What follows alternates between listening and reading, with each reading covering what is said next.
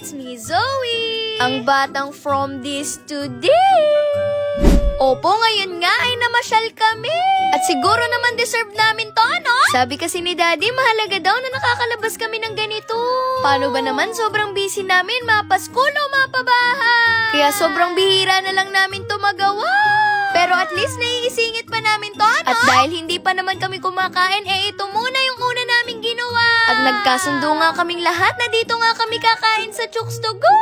Pero bakit Chooks lang? Ay nako, hayaan mo na Zoe, basta Chooks to Go yan. Buti na lang dito kami kumain kasi ang bilis pala ng serving dito. At mukhang ang sasarap rin ng mga pagkain nila, no? Hoy Zoe, hindi mo pa natitikman. At para nga matikman na namin, ay kumuha na si Mami ng spoon and fork. Kaya tara na, kumain na tayo. Itadakimasu. Hoy Zoe, hindi ka gagano. At nagulat nga kami kasi masasarap nga yung mga pagkain nila. At masasabi kong bagay na bagay to sa amin kasi magkakaiba kami ng gusto. Ay naku, sobrang sod talaga kaya ito, napa-take out pa kami. At pagkatapos nga po namin kumain, naglakad-lakad muna kami. Opo, para bumaba naman yung mga kinain namin, no? Tapos nakita nga namin itong dambuhalang carousel na to. At feeling ko iiyak ako kapag hindi kami pinisakay ni Mami dito. Hoy Zoe, ikaw yung panganay kaya hindi ka gagano. Oo nga, parang unti-unti ko nang nararamdaman yung pagiging panganay. Kasi ikaw dapat yung mahaba yung pasensya, malawak yung pangunawa, at higit sa lahat, isa ka na rin sa taga-saway sa kanila, no? At sa puntong yan, sasakay na nga kami sa carousel. At dahil nga sobrang laki ng carousel na to, opo, lahat kami sasakay. Bigla ko tuloy na alala nung maliit pa ako. Si Daddy lang yung kasama kong sumakay. Tapos si Mami yung nasa labas kasi siya yung taga-picture. Wow, at sobrang cute mo naman, bunso. Ito kasi yung first time na sumakay siya dito, no? At dahil nga malaki tong carousel, expected na natin na mabagal yung ikot niya. Pero ganun pa man sobrang nag-enjoy talaga ang Brooks fa. At pagkatapos nga namin dito sa dambuhalang carousel, dito naman kami nagpunta.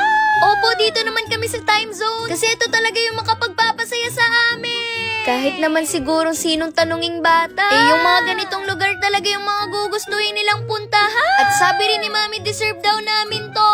Kasi sobrang masunurin naman daw kami sa bahay. Ewan ko ba, pero ganun talaga kami pinalaki nila Mami at Daddy.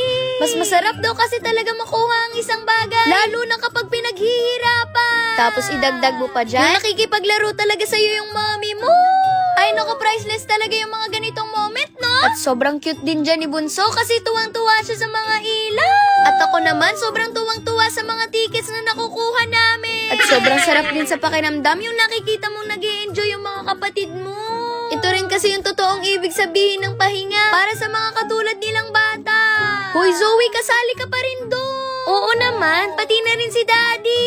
At hindi yon joke ha. Sabi kasi ni Daddy, hindi porket magulang na sila, hindi na nila na-enjoy yung mga ganitong bagay. Kadalasan ito pa nga daw yung nakakabawas sa mga isipin nila. Opo, kahit komedyante yang si Daddy, seryoso yan sa buhay.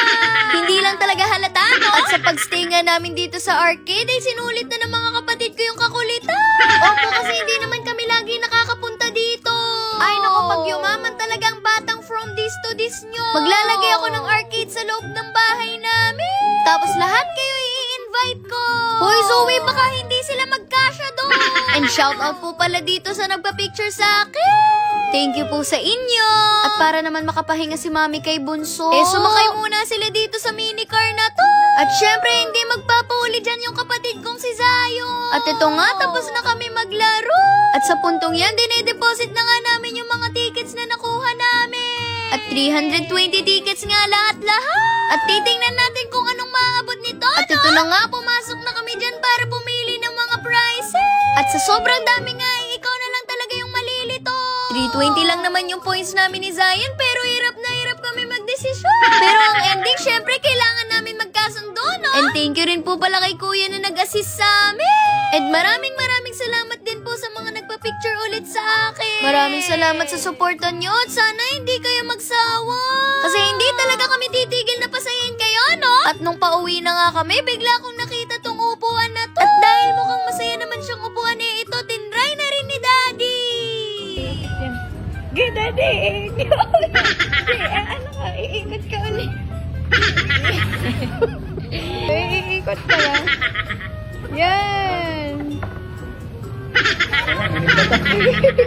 Maraming salamat po sa pagsama. Ayun lang.